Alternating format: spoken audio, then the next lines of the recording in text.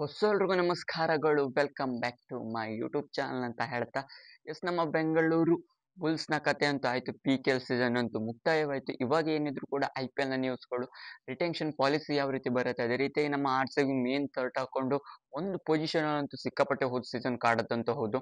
ಅದು ಯಾವ ಸೀಸನ್ ಅಲ್ಲಿ ನಮ್ಮ ಬೆಂಗಳೂರು ಬುಲ್ಸ್ ಅಂತ ನಿಮ್ಗೆ ಗೊತ್ತಿರ್ಬೋದು. ಅದೇ ರೀತಿಯಾಗಿ ನಮ್ಮ RCB ಯ ಬಗ್ಗೆ ಮಾತಾಡೋದಾದರೆ, ನಮ್ಮ RCB ಈ ಸೀಸನ್ ನಲ್ಲಿ ಯಾವ ರೀತಿ ಬಲಿಷ್ಠ ಮಾಡ್ಕೊಂಡು ಹೋಗ್ಬೇಕಾದ್ರೆ 2026 ನ IPL ಗೆ. ಈ 2020 ಫೈನಲ್ ಅಂತೂ ನಾವು ಫೈನಲಿಸ್ಟ್ ಹಾಕೊಂಡು ಕಪ್ನ ಗೆದ್ವಿ 18 ಇಯರ್ಸ್ ಆದ ತಕ್ಷಣ. ನಮ್ಮ RCB ಗೆ ಇವಾಗ ಒಂದು ಕಡೆ ಕಾಡ್ತಿರೋದಂತ ಹೌದು. ಅದು ಎಲ್ಲಿ ಅಂತ ಹೇಳಿದ್ರೆ ಲಾಸ್ಟ್ 5th ಸ್ಲಾಟ್ ಅಲ್ಲಿ.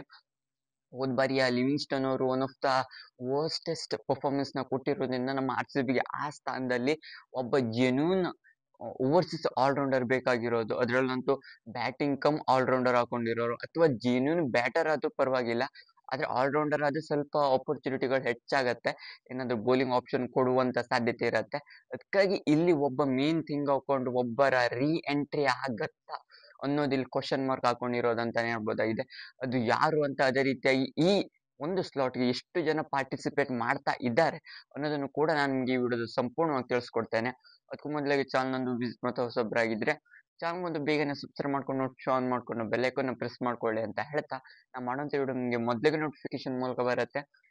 ಸ್ಟ್ರೇಟ್ ಹೋಗೋದಾದ್ರೆ ಹೋದ್ ಸೀಸನ್ ಎಲ್ಲ ಗೊತ್ತಾಗಿರೋದು ಯಾವ ರೀತಿ ಎಷ್ಟು ಮೋಸ್ಟ್ ಇಂಪಾರ್ಟೆಂಟ್ ಆಗುತ್ತೆ. ಅದು ಒಂದು ಸ್ಲಾಟ್ ಲಿವಿಂಗ್ ಸ್ಟೋನ್ ಅವರ ಒನ್ ಆಫ್ ದ ವರ್ಸ್ಟೆಸ್ಟ್ ಪರ್ಫಾರ್ಮೆನ್ಸ್ ಅಂತಾನೆ ಹೇಳ್ಬೋದಾಯ್ತು ಹೋದ್ ಬಾರಿ ಟಾಟಾ IPL ನಲ್ಲಿ. ಅದಕ್ಕಾಗಿ ಈ ಬಾರಿ ಅಂತ ಅವ್ರನ್ನ 100% ವರ್ತ್ ಇಲ್ಲ ಅವರು ಅಷ್ಟೆಲ್ಲ ಪ್ರೈಸ್ಗೆ. ಅದಕ್ಕಾಗಿ ಅವ್ರನ್ನ ಡ್ರಾಪ್ ಔಟ್ ಮಾಡ್ಕೊಂಡು ಒಬ್ಬ ಒಳ್ಳೆ ಜೆನ್ಯೂನ್ ಆಲ್ರೌಂಡರ್ನ ತೆಗೆದುಕೊಳ್ಬೇಕು ಅಂತ ಹೇಳಿದ್ರೆ ಅಲ್ಲಿ ಆ ಸ್ಲಾಟ್ ಯಾರು ಹೆಚ್ಚೆಂದಾಗಿ ಆಕ್ರಮಣ ಮಾಡ್ಲಿಕ್ಕೆ ಅಷ್ಟು ಕೇಪಬಿಲಿಟಿ ಇದೆ ಅಂತ ಹೇಳೋದಾದ್ರೆ ನಮ್ಮ ಮ್ಯಾಕ್ಸ್ವೆಲ್ ಅವರು. ಯಾಕಪ್ಪ ಅಂತ ಹೇಳಿದ್ರೆ ಹೋದ ಸೀಸನ್ ನಲ್ಲಿ ನಮ್ಮ RCB ಏನು ಅವ್ರನ್ನ ಬಿಟ್ಟಿತ್ತು, ಯಾಕಪ್ಪ ಅಂತ ಹೇಳಿದ್ರೆ ಅವರ ಬ್ಯಾಟಿಂಗ್ ಇಂದ ಪರ್ಫಾರ್ಮೆನ್ಸ್ ಇಲ್ಲ ಅಂತ ಹೇಳ್ಕೊಂಡು ಬಿಟ್ಕೊಳ್ತು. ಆದ್ರೆ ನಮ್ಮ RCB ಗೆ ನೆಕ್ಸ್ಟ್ ಅಲ್ಲಿ ಹೌದು, ಪಂಜಾಬ್ ಹೋದ್ಮೇಲೂ ಕೂಡ ಅವ್ರ ಪರ್ಫಾರ್ಮೆನ್ಸ್ ಏನೂ ಇಲ್ಲ. ಆದ್ರೆ ನಮ್ಮ RCB ಅವ್ರು ಇದ್ದಾಗ ಒಳ್ಳೆ ಬ್ಯಾಟಿಂಗ್ ಪ್ರದರ್ಶನ, ಮೇನ್ ಹಾಕೊಂಡು ಬ್ಯಾಟಿಂಗ್ ಗಿಂತ ಹೆಚ್ಚಿನದಾಗಿ ಬೌಲಿಂಗ್ ಅಲ್ಲಿ ಅತ್ಯುತ್ತಮವಾಗಿ ಹಾಕ್ತಿದ್ರು ಮ್ಯಾಕ್ಸ್ವೆಲ್ ಅವರು. ಅದಕ್ಕಾಗಿ ಮ್ಯಾಕ್ಸ್ವೆಲ್ ಅವರು ಒಳ್ಳೆದಾಗಿ ಇಂಪ್ಯಾಕ್ಟ್ ನ ಬೀರ್ತಿದ್ರು ಗೈಸ್. ಲಿಟ್ರಲ್ ಹೇಳ್ಬೇಕು ಅಂತ ಹೇಳಿದ್ರೆ ಬೌಲಿಂಗ್ ಇಂದ ಹೆಚ್ಚಿನದಾಗಿ ಅಂಡ್ ಫೀಲ್ಡಿಂಗ್ ಎರಡರಲ್ಲೂ ಕೂಡ one of the best impact ನ ಮ್ಯಾಕ್ಸ್ವೆಲ್ ಅವ್ರು ಬಿಡ್ತಾ ಇರೋದ್ರಿಂದ ಬ್ಯಾಟಿಂಗ್ ಅಲ್ಲಿ ಕಾಂಟ್ರಿಬ್ಯೂಷನ್ ಗಿಂತ ಬೌಲಿಂಗ್ ಅಲ್ಲಿ ಎರಡರಲ್ಲೂ ಕೊಡ್ತಿರೋದು ನಮ್ಮ RCB ಒಳ್ಳೇದಾಗ್ತಿತ್ತು. ಆದ್ರೆ ಇಲ್ಲಿ ಲಿವಿಂಗ್ಸ್ಟನ್ ಅವರು ಒಂದ್ರಲ್ಲೂ ಕೂಡ ಕಾಂಟ್ರಿಬ್ಯೂಷನ್ ಕೊಡ್ತಾ ಇಲ್ಲ. ಫೀಲ್ಡಿಂಗ್ ಅಲ್ಲಿ ಒಂದೇ ಬಿಟ್ರೆ ಬ್ಯಾಟಿಂಗ್ ಅಲ್ಲಿ ಇಲ್ಲ, ಬೌಲಿಂಗ್ ಅಲ್ಲಿ ಇಲ್ಲ. ಅದಕ್ಕಾಗಿ ಅವರೊಂಥರ ವರ್ಸ್ಟ್ ಪರ್ಚೇಸ್ ಆಗೋಯ್ತು. ಅವ್ರ ಜಾಗದಲ್ಲಿ ಮತ್ತೆ ಮ್ಯಾಕ್ಸ್ವೆಲ್ ಅವರ ರೀ ಎಂಟ್ರಿ ಆಗ್ಬಹುದು. ಇವಾಗ ಡೊಮೆಸ್ಟಿಕ್ ಕ್ರಿಕೆಟ್ ಅಲ್ಲೆಲ್ಲ ಒಳ್ಳೆ ಫಾರ್ಮ್ ಅಲ್ಲಿ ಇರೋದ್ರಿಂದ ಮ್ಯಾಕ್ಸ್ವೆಲ್ ಅವರು ಬೌಲಿಂಗ್ ಅಲ್ಲಿ ಹೆಚ್ಚಿನದಾಗಿ ಇಂಪ್ಯಾಕ್ಟ್ ಬೀರ್ತಾರೆ. ಆಲ್ರೌಂಡರೇ ಬೇಕು ಅಂತ ಹೇಳಿದ್ರೆ, ಅಥವಾ ಜೆನ್ಯೂನ್ ಬ್ಯಾಟರ್ ಬೇಕು ಅಂತ ಹೇಳಿದ್ರೆ ಜಾನಿ ಬೆಸ್ಟ್ ಅವ್ರು ಇರೋದು ಇಂಗ್ಲೆಂಡ್ ಇಂದ. ನೋಡ್ತಾ ಇರೋ ಮಟ್ಟಿಗೆ ಜಾನಿ ಬೆಸ್ಟ್ ಅವರು ಎಟ್ ಟೈಮ್ ಎನಿ ಟೈಮ್ ಅಲ್ಲಿ ಹಿಟ್ಟಿಂಗ್ ಎಬಿಲಿಟಿ ಅಂತ ಬಂದೆ ಹಿಟ್ಟಿಂಗ್ ಗೆ ಕೇಪಬಿಲಿಟಿ ಇರುವಂತ ಬ್ಯಾಟ್ಸ್ಮನ್ ಅಂತಾನೆ ಹೇಳ್ಬೋದಾಗಿದೆ ಜಾನಿ ಬೆಸ್ಟ್ ಅವರು ಕೂಡ ಒನ್ ಆಫ್ ದ ಬೆಸ್ಟ್ ಆಯ್ಕೆ ಆಗ್ತಾರೆ ನಮ್ಮ ಬೆಂಗಳೂರಿಗೆ, ಅಂದ್ರೆ ರಾಯಲ್ ಚಾಲೆಂಜರ್ಸ್ ಬೆಂಗಳೂರಿಗೆ, RCB ಅಂತಾನೆ ತಿಳ್ಕೊಳ್ಳಿ. ನಮ್ಮ ಬೆಂಗಳೂರಿಗೆ ಈ ರೀತಿ one of the best hitter ಬೇಕಾ ಅಥವಾ ಆಲ್ರೌಂಡರ್ ಬೇಕು ಅನ್ನೋದು ಇವಾಗ ಮ್ಯಾನೇಜ್ಮೆಂಟ್ ತಲೆ ಮೇಲೆ ನಿಂತ್ಕೊಂಡಿದೆ, ಯಾರನ್ನ ಆಯ್ಕೆ ಮಾಡ್ಕೊಳ್ಬೇಕು ಅಂತ. ನನ್ನ ಪ್ರಕಾರ ಬ್ಯಾಟಿಂಗ್ ಅಂತ ಬಂದ್ರೆ ಜೆನ್ಯೂನ್ ಹಾಕೊಂಡು ಜಾನಿ ಬೆಸ್ಟ್, ಆಲ್ರೌಂಡರ್ ಅಂತ ಬಂದ್ರೆ ಮ್ಯಾಕ್ಸ್ವೆಲ್ ಅವರು. ಮತ್ತೊಬ್ಬ ಆಲ್ರೌಂಡರ್ ಹಾಕೊಂಡು ಇಲ್ಲಿ ಇಂಗ್ಲೆಂಡ್ ನ ಸ್ಯಾಮ್ ಕರನ್ ಅವರು ಕೂಡ ಮುಂಚೂಣಿಯಲ್ಲಿ ಇರ್ತಾರೆ. ಯಾಕಪ್ಪ ಅಂತ ಹೇಳಿದ್ರೆ ಒಂದು ಪೇಸರ್, ಹೋದ್ ಸೀಸನ್ ಕೂಡ CSK one of the best ಆಟ ಆಡಿರೋದು.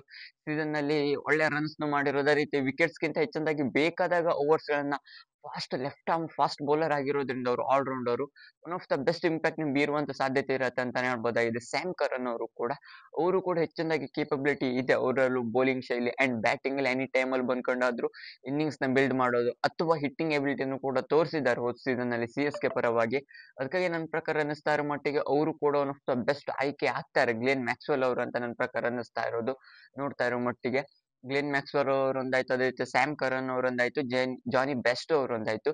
ಇವಾಗ ನಾಲ್ಕನೇ ಮತ್ತೊಬ್ಬ ಆಲ್ರೌಂಡರ್ ಹಾಕೊಂಡು ಇಲ್ಲಿ ನಾನು ರಚಿನ್ ರವೀಂದ್ರ ಅವ್ರನ್ನ.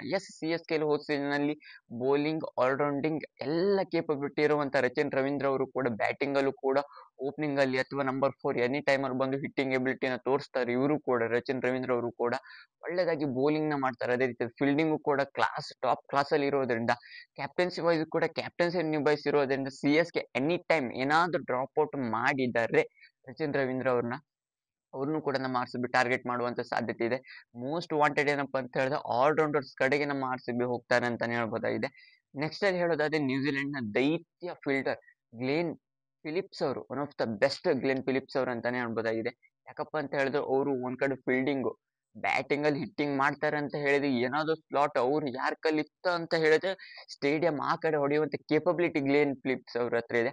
ಅದೇ ರೀತಿ ಫೀಲ್ಡರ್ ಅಂತ ಹೇಳಿದ್ರೆ ಯಾವ ರೀತಿ ಪುಟಿದೇಳ್ತಾರೆ ಚಿರತೆ ತರ ಹಾರುವಂತದ್ದು, ಅದೇ ರೀತಿ ಬೌಲಿಂಗ್ ಶೈಲಿನೂ ಇರೋದು ಎಲ್ಲವೂ ಕೂಡ ಇರೋದ್ರಿಂದ ಗ್ಲೇನ್ ಫಿಲಿಪ್ಸ್ ಅವರು ಕೂಡ ಒನ್ ಆಫ್ ದ ಬೆಸ್ಟ್ ಆಯ್ಕೆ ಆಗ್ತಾರೆ ನಮ್ಮ RCBಗೆ ಆಲ್ರೌಂಡಿಂಗ್ ಥಾಟ್ ಅಲ್ಲಿ. ಓವರ್ಸೀಸ್ ಅಲ್ಲಿ ನೋಡ್ತಾ ಇರೋ ಮಟ್ಟಿಗೆ ನಮ್ಮ ಇಂಡಿಯಾದಲ್ಲಂತೂ ಸಿಕ್ಕಾಪಟ್ಟೆ ಬೇಜಾನ್ ಪ್ಲೇಯರ್ಸ್ ಗಳಿದ್ದಾರೆ, ಆದ್ರೆ ಯಾರು ಕೂಡ ಪರ್ಫಾರ್ಮೆನ್ಸ್ ಇಲ್ಲ. ಇವ್ರದೆಲ್ಲ ಪರ್ಫಾರ್ಮೆನ್ಸ್ ಒಂದ್ ಇಲ್ಲ ಅಂತ ಹೇಳಿದ್ರೆ ಮತ್ತೊಂದ್ ಕಡೆ ಇರೋದ್ರಿಂದ ಆ ಲಿವಿಂಗ್ಸ್ಟನ್ ಅವರ ಸ್ಲಾಟ್ಗೆ ಇಷ್ಟು ಜನ ಪ್ಲೇಯರ್ಸ್ ಗಳು ಇರೋದು ಅಂತಾನೆ ಹೇಳ್ಬೋದಾಗಿದೆ. ಮತ್ತೊಬ್ಬ ಕೊನೆ ಆಲ್ರೌಂಡರ್ ಹಾಕೊಂಡು ಇಲ್ಲಿ ಆಸ್ಟ್ರೇಲಿಯಾದ ಮಾರ್ಕಸ್ ಸ್ಟೋಯ್ನಿಸ್ ಅವರು. ಎಸ್, ಮಾರ್ಕಸ್ ಸ್ಟೋಯ್ನಿಸ್ ಅವರು ಕೂಡ ಒನ್ ಆಫ್ ದ ಕ್ರೇಜಿಯಸ್ಟ್ ಹಿಟ್ಟರು. ಯಾಕೆ ಅಂತ ಕೇಳೋದಾದ್ರೆ ಹೋದ್ ಸೀಸನ್ ನಲ್ಲೂ ಕೂಡ IPL ನಲ್ಲೂ ಅಷ್ಟೇ ಅಲ್ಲ, ಇವಾಗ ಡೊಮೆಸ್ಟಿಕ್ ಅಂದ್ರೆ T20 ಲೀಗ್ ಏನಾಗ್ತಿದೆ ನಮ್ಮ ಇಂಡಿಯಾ ಅಂಡ್ ಆಸ್ಟ್ರೇಲಿಯಾ, ಅದ್ರಲ್ಲೂ ಕೂಡ ಟಾಪ್ ಪರ್ಫಾರ್ಮರ್ ಹಾಕೊಂಡು ಬ್ಯಾಟಿಂಗ್ ಅಲ್ಲಿ ಹೆಚ್ಚಿನ ಕಾಂಟ್ರಿಬ್ಯೂಷನ್ ಕೊಡ್ತಾರೆ. ಹಿಟ್ಟಿಂಗ್ ಎಬಿಲಿಟಿಗೆ ಹೇಳಿ ಮಾಡಿಸಿದಂತ ಎಕ್ಸ್ ಪ್ಲೇಯರ್ ನಮ್ಮ RCB ಅಂತಾನೆ ಹೇಳ್ಬೋದಾಗಿದೆ ಇಲ್ಲಿ ಮಾರ್ಕಸ್ ಸ್ಟೋಯ್ನಿಸ್ ಅವರು. ಅದಕ್ಕಾಗಿ ಇವರು one of the best fast bowler ಆಗಿರೋದ್ರಿಂದ ಗನ್ ಫೀಲ್ಡರ್ ಕೂಡ ಹೌದು ಮಾರ್ಕಸ್ ಸ್ಟೋಯ್ನಿಸ್ ಅವರು. ಎಲ್ಲ ಕೂಡ ಕೇಪಬಿಲಿಟಿ ಇರೋದ್ರಿಂದ ನಮ್ಮ RCB ಕೂಡ ಒನ್ ಆಫ್ ದ ಬೆಸ್ಟ್ ಆಗ್ತಾರೆ ಅಂತಾನೆ ಹೇಳ್ಬೋದಾಗಿದೆ ಮಾರ್ಕಸ್ ಸ್ಟೋಯ್ನಿಸ್ ಅವರು ಅಂತಾನೆ ಹೇಳ್ಬೋದಾಗಿದೆ. ಇದಿಷ್ಟು ಲಿವಿಂಗ್ಸ್ಟನ್ ಅವರ ಜಾಗದಲ್ಲಿ ಮ್ಯಾಕ್ಸ್ವೆಲ್ ಅವರ ರೀ ಎಂಟ್ರಿ ಆಗತ್ತಾ, ಅದೇ ರೀತಿ ಜಾನಿ ಬೆಸ್ಟ್, ಇಲ್ಲಿ ಸ್ಯಾಮ್ ಕರನ್ ಅವರು, ರಚಿನ್ ರವೀಂದ್ರ, ಮಾರ್ಕಸ್ ಸ್ಟೋಯ್ನಿಸ್ ಇಂತಹ ಸಿಕ್ಕಾಪಟ್ಟೆ ದೈತ್ಯ ಪ್ಲೇಯರ್ಸ್ ಗಳು ಇರೋದ್ರಿಂದ ನಮ್ಮ RCB ಈ ಒಂದು ಸ್ಲಾಟ್ಗೆ ಎಷ್ಟು ಜನರ ಮೇಲೆ ಟಾರ್ಗೆಟ್ ಹೋಗುವಂತ ಸಾಧ್ಯತೆ ಇರುತ್ತೆ. ಮತ್ತೆ ಇವರಿಷ್ಟು ಜನರಲ್ಲಿ ಯಾರಾದ್ರೂ ಒಂದ್ ಇಬ್ರು ಜನ ಆ ಸ್ಲಾಟ್ಗೆ ಪಕ್ಕ ಸೂಟ್ ಆಗುವಂತ ಸಾಧ್ಯತೆ ಇದೆಯಾ ಇಲ್ವೋ ಅನ್ನೋದನ್ನ ಕಮೆಂಟ್ ಮೂಲಕ ತಿಳಿಸಿ ಅಂತ ಹೇಳ್ತಾ, ಇದಿಷ್ಟು ನಮ್ಮ RCBಗೆ ಈ ಆಲ್ರೌಂಡರ್ಸ್ ಗಳ ಮೇಲೆ ಟಾರ್ಗೆಟ್ ಮಾಡೋದು ಅಂತ ನಮ್ಗೆ ತಿಳಿಸ್ಕೊಟ್ಟಿದ್ದಾನೆ. ಯಾಕೆ ಆ ಮ್ಯಾಕ್ಸ್ವೆಲ್ ಅವರ ರೀ ಎಂಟ್ರಿ ಆಗ್ಬೇಕು ಅನ್ನೋದನ್ನು ಕೂಡ. ಆದ್ರೆ ಏನು ಆಶ್ಚರ್ಯ ಪಡುವಂತದ್ದೇನಿಲ್ಲ, ಆದ್ರೆ ಒಂದು ಬೆಸ್ಟ್ ಆಗತ್ತೆ ಈ T20 ಟೀಮ್ಗೆ ನಮ್ಮ RCB ಅಂತಾನೆ ಹೇಳ್ಬೋದಾಗಿದೆ. ನಿಮ್ಗೆ ವಿಡಿಯೋ ಇಷ್ಟ ಕಮೆಂಟ್ ಮಾಡಿ. ನೀವು ಹೆಚ್ಚಿನ ಕ್ರಿಕೆಟ್ IPL ಇನ್ಫಾರ್ಮೇಶನ್ಗೋಸ್ಕರ ಚಾನಲ್ ಒಂದು ಬೇಗನೆ ಸಬ್ಸ್ಕ್ರೈಬ್ ಮಾಡ್ಕೊಳ್ಳಿ ಅಂತ ಹೇಳ್ತಾ ಸಿಗೋಣ ಮುಂದಿನ ವಿಡಿಯೋದಲ್ಲಿ.